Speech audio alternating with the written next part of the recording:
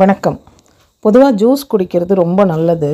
அது பலவிதமான நோய்களை குணப்படுத்துது. என்னென்ன நோய்க்கு என்னென்ன பழம், காய்கறிகள் சேர்த்து ஜூஸ் குடிக்கலாம் அப்படிங்கிறத நம்ம இப்போ பார்க்கலாம். ரொம்ப கோல்ட் ஆயிடுச்சுன்னா பொதுவாக பழச்சாறுங்களே நிறைய பேர் தவிர்ப்பாங்க. அப்படிலாம் தவிர்க்கணும்னு அவசியம் இல்லை. கோல்ட் ஆயிடுச்சு அப்படின்னு சொன்னால் கேரட்டு, பைனாப்பிள், இஞ்சி, பூண்டு, கொஞ்சம் லெமன், இது எல்லாத்தையும் சேர்த்து ஜூஸ் ஆக்கி குடித்தோம்னா அது கோல்டை குணப்படுத்தும். அதாவது நமக்கு ஈரம் கொடுத்துட்டு சளி தும்மல் அப்படி இருக்குது அப்படின்னு சொன்னால் அந்த மாதிரி நேரத்தில் நம்ம இந்த ஜூஸ் சாப்பிடலாம். கேரட்டு, பைனாப்பிள், இஞ்சி, பூண்டு, லெமன் சேர்த்து ஜூஸ் ஆக்கி குடிக்கலாம். அடுத்ததாக பார்த்திங்கன்னா தலைவலி எதுக்கு தான் வரும் அப்படின்னு சொல்ல முடியாது. நம்ம கூட இருக்கிறவங்க கொடுக்குற தொந்தரவு, ஆஃபீஸில் இருக்கிறவங்க கொடுக்குற தொந்தரவு, நிறைய வேலைங்க, அதாவது நம்ம நினச்சி முடியாத வேலைங்க, இந்த மாதிரி நிறைய பிரச்சனைங்களால், வெளி பிரச்சனைங்களால் ஏற்படக்கூடிய அழுத்தம், உடம்புலேயே இருக்கக்கூடிய சில நோய்களால் ஏற்படக்கூடிய அழுத்தம் சொல்லிட்டு தலைவலி பார்த்திங்கன்னா நிறைய விதமாக இருக்கும். அந்த தலைவலிக்கு ஒரு தலைவலி ஏற்படும் போது நீங்கள் என்ன பண்ணலாம் அப்படின்னா, ஒரு ஜூஸ் போட்டு குடிக்கலாம். அது என்ன ஜூஸ் அப்படின்னா, ஆப்பிள், வெள்ளரிக்காய் நம்ம ஊரில் கிடைக்கிறதா பார்த்து நான் சொல்கிறேன். ஏன்னா இதில் பார்த்திங்கன்னா இந்த படத்தில் சில பேர்லாம் ஃபாரினில், வெளிநாட்டில் இருக்கக்கூடியதாக இருக்குது. அதெல்லாம் நமக்கு அவ்வளோ சீக்கிரம் கிடைக்குமா அப்படின்னு சொல்ல முடியாது. நம்ம வாங்குகிற கடைங்களில் அந்தளவுக்கு அதெல்லாம் கிடைக்குமான்னு சொல்ல முடியாது. அதனால் நம்ம ஊரில் கிடைக்கிறதாவே பார்த்து நம்ம போட்டு குடிக்கலாம். இதெல்லாம் தான் போடணுன்னு அவசியம் இல்லை.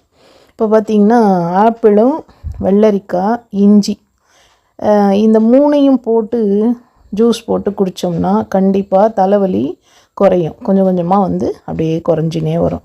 பொதுவாக ஜூஸ் குடித்தோம்னாவே நமக்கு கொஞ்சம் அப்படியே ஒரு ரிலாக்ஸாக இருக்கும் இல்லையா? அது வீட்டில் பண்ணி சாப்பிட்டோம்னா இன்னும் நல்லது. ஆஃபீஸில் தலைவலி வந்தால் என்ன பண்ணுறதுன்றீங்களா? வேறு வழியே இல்லை, வீட்டுக்கு வந்த பிறகு குடிங்க.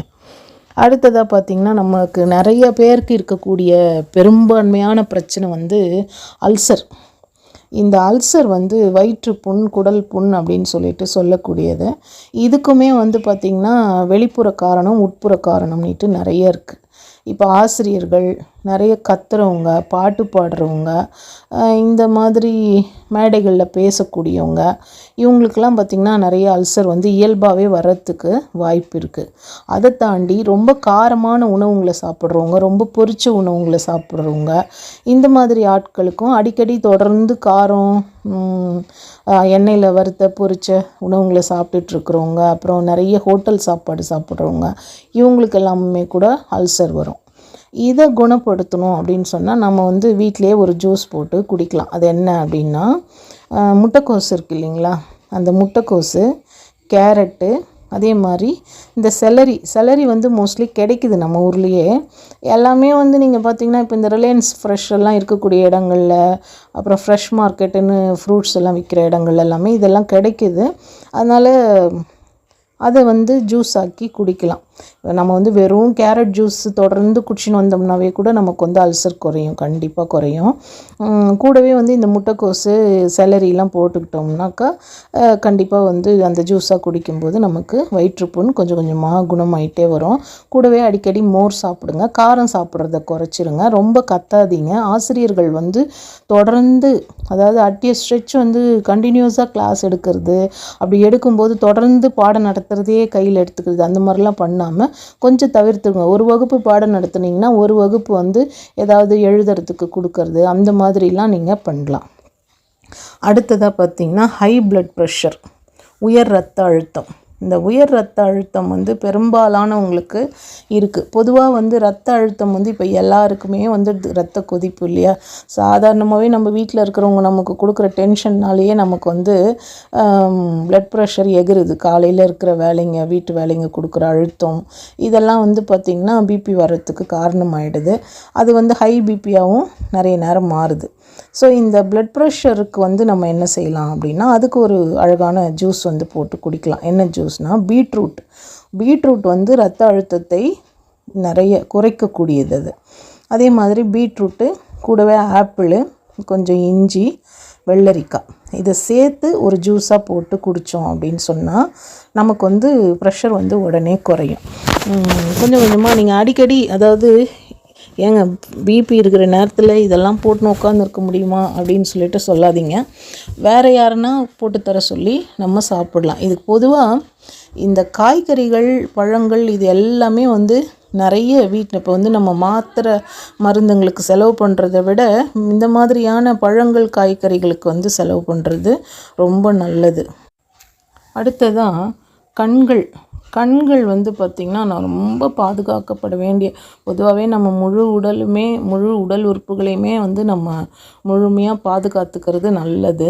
அதுதான் நமக்கு வந்து, நீங்கள் சாதாரணமாக ஏதாவது ஒரு இடத்துல அடிபட்டால் கூட நம்மளால் எந்த வேலை செய்யணுன்னாலுமே வந்து ஒரு கை அடிபட்டாவோ, கால் அடிபட்டாவோ, தலை பக்கம் அடிபட்டாவோ வந்து எந்த வேலை செய்யணுன்னாலுமே நம்ம முழு உடலும் இயங்க வேண்டிய ஒரு சூழ்நிலையில் நம்ம இருக்கோம்.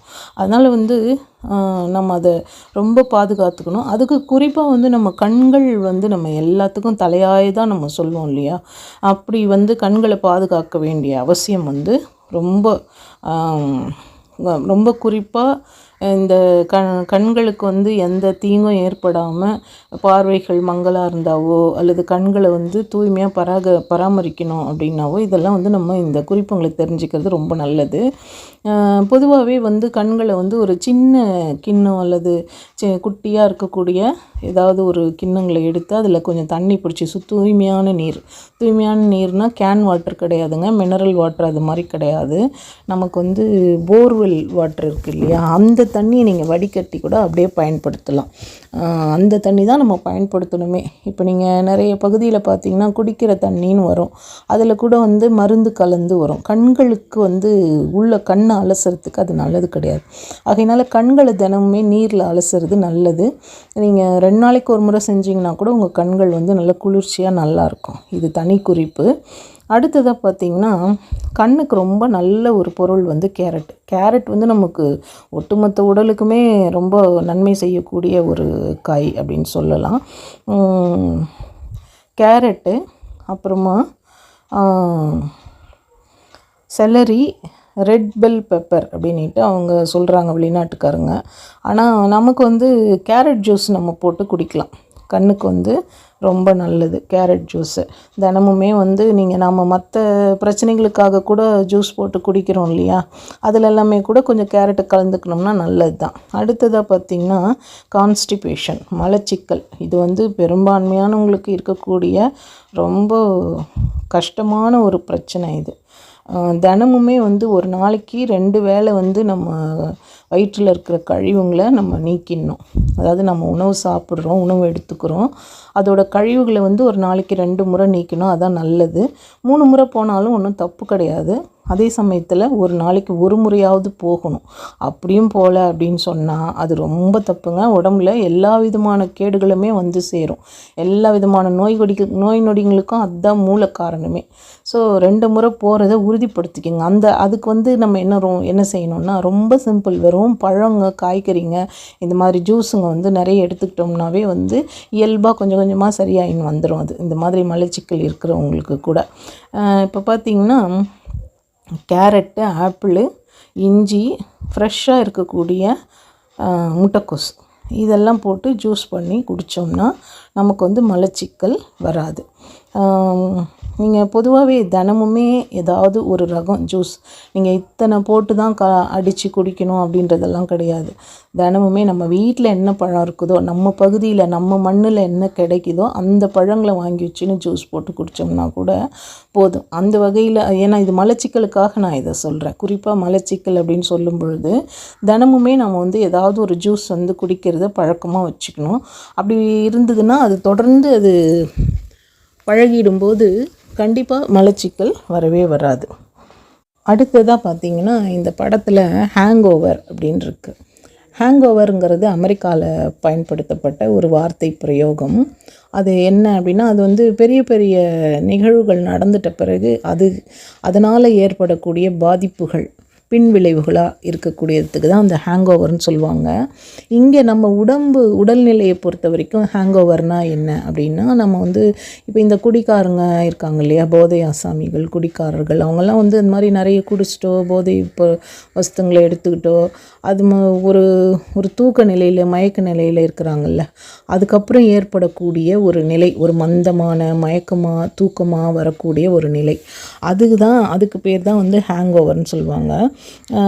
அதுக்கு வந்து என்ன ஜூஸ் குடிக்கலாம் அப்படின்னா, திரும்ப apple, carrot, beetroot, lemon, ginger, இந்த செலரி சொல்கிறாங்க, அது கிடைச்சா பாருங்கள், கிடைக்கலன்னா வந்து நம்ம ஊரில் கிடைக்கக்கூடிய இந்த பொருளுங்க, apple, carrot, beetroot, lemon, ginger, அதாவது இஞ்சி, இந்த 5 பொருளையும் போட்டு நல்லா ஜூஸ் அடித்து, அதாவது அளவுங்கள்லாம் வந்து நமக்கு என்ன அப்படின்னா, இப்போ நீங்கள் ஒரு ஆப்பிள் ஒரு கேரட்டோ 2 கேரட்டோ அதே மாதிரி ஒரு பீட்ரூட்டு இதெல்லாம் போட்டோம்னா 4-5 பேர் குடிக்கலாம்.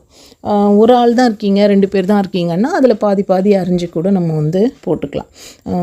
அப்படி போட்டு குடிக்கும்போது இப்போ கடைசியாக லெமன் பார்த்திங்கன்னா கொஞ்சமாக புழிஞ்சு விட்டுக்கலாம், அந்த ஜூஸில் கொஞ்சமாக புழிஞ்சு விட்டுக்கலாம். தோலோடு அடித்து சாப்பிட்றது ரொம்ப நல்லது. அந்த சுவை உங்களுக்கு பிடிக்கும்னா நீங்கள் அதை குடிக்கலாம். அதனால் இந்த 4-5 பொருள் சேரும்போது கொஞ்சம் அளவுங்களை குறைச்சி போட்டு அரைச்சோம்னா ஜூஸ் வந்து நமக்கு ஒருத்தரோ 2 பேரோ 3 பேரோ அப்படி குடிச்சிட்டு முடிச்சிடலாம். மொத்தமாக போடணும், ஒவ்வொரு பொருளும் போடணுன்னா ஒரு 4 பேர் இருந்தாங்கன்னா குடிக்கலாம் அந்த மாதிரி. ஸோ அடுத்ததாக பார்த்திங்கன்னா ரொம்ப முக்கியம்